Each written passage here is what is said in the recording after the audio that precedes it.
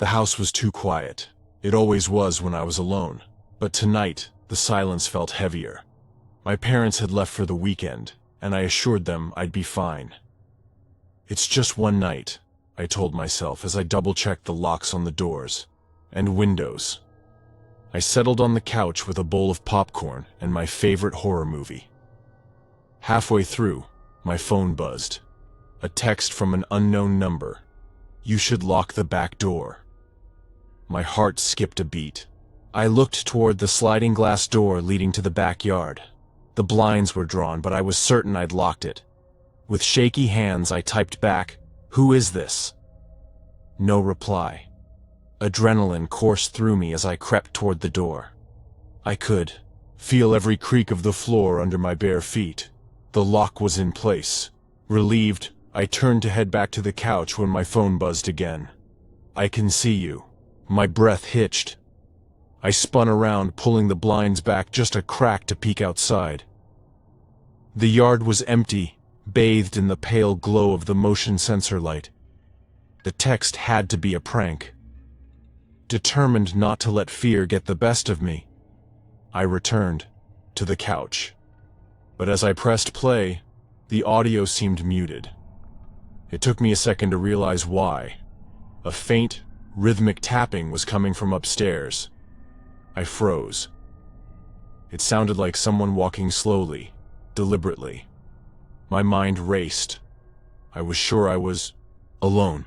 I grabbed the heaviest object within reach, a ceramic vase, and tiptoed toward the stairs. "Hello?" I called, my voice trembling. The tapping stopped. I stood at the bottom of the staircase, staring into the darkness above. Seconds passed, each one stretching into eternity. Just as I convinced myself it was my imagination, the sound started again, closer. This time, I backed away, gripping the vase so tightly my knuckles ached. My phone buzzed again. I glanced down to see another text. "Run." A cold wave of dread washed over me. I bolted to the front door, fumbling with the lock. But before I could open it, a shadow moved across the hallway mirror. Someone, or something, was standing at the top of the stairs. It wasn't just a shadow. Its form was warped, too tall, with arms that stretched unnaturally long. Its head tilted to the side, as if curious. I couldn't scream.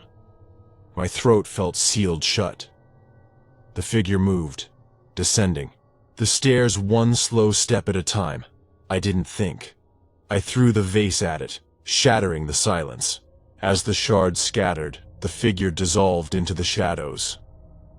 The front door flew open, and I stumbled outside, gasping for air. The police arrived 20 minutes later. They found nothing inside, no sign of forced entry, no evidence anyone had been there but me. But as I stared at the house from the safety of their car, I saw it again, standing in the upstairs window, watching me leave.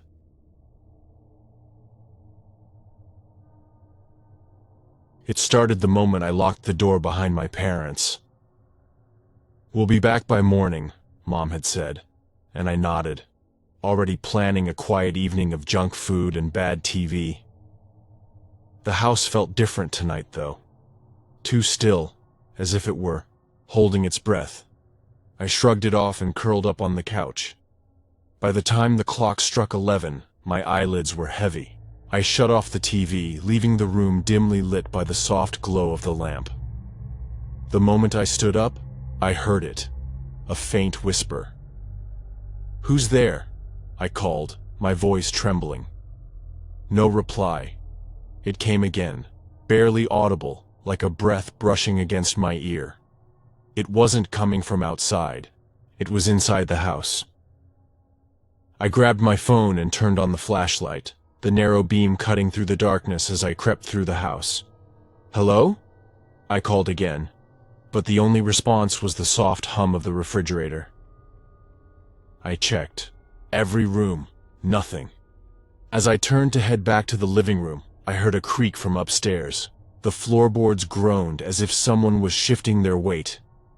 My chest tightened. I was supposed to be alone. Clutching my phone, I slowly climbed the stairs. Each step felt heavier, the whispers growing louder with every creak. By the time I reached the landing, I could make out words. Help. Me. I froze. The sound was coming from my bedroom. I wanted to run, but my feet wouldn't move. Summoning every ounce of courage, I pushed open the door. The room was empty, but the whispering didn't stop.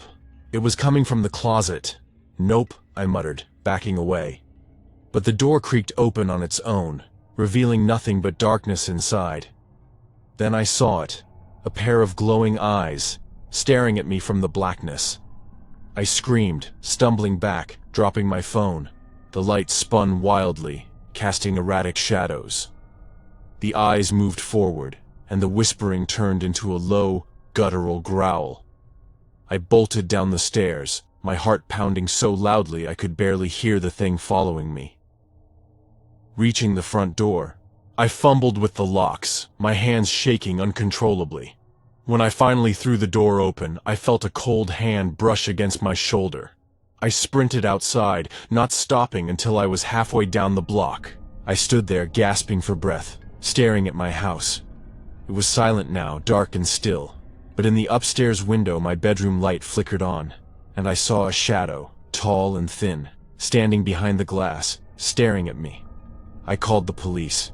They found no signs of forced entry, no one inside. They told me it was just my imagination, but I know what I saw, and I'll never go back to that house alone again.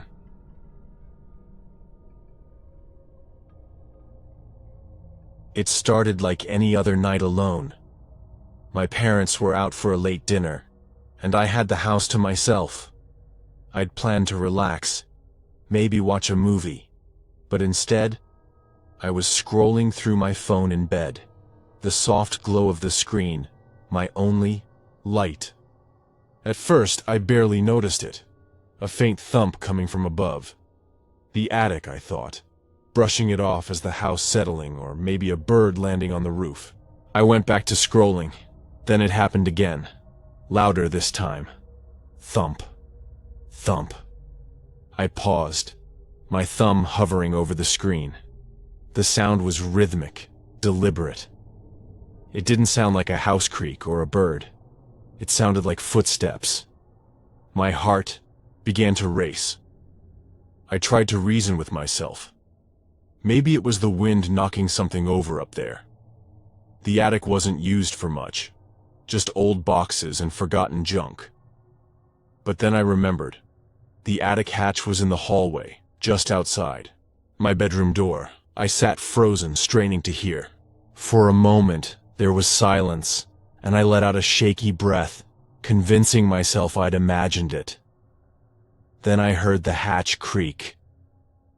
It wasn't loud, but in the silence of the house, it sounded like a scream. I grabbed the nearest thing I could find, a heavy book, and tiptoed to my bedroom door. Slowly I opened it, peeking out into the dark hallway. The hatch was slightly ajar. I swallowed hard, my mouth dry. Every instinct told me to call someone, to run outside, but I was rooted to the spot. And then, I saw it. A hand, thin, pale, and covered in grime, gripped the edge of the attic opening. I slammed the door shut, locking it and backing away until I hit the far wall. My chest heaved as I struggled to breathe. The footsteps started again, this time descending the attic ladder. I fumbled for my phone, dialing 911 with trembling fingers. The operator's calm voice answered, but all I could manage to say was, "Someone's in my house." The footsteps stopped just outside my bedroom door.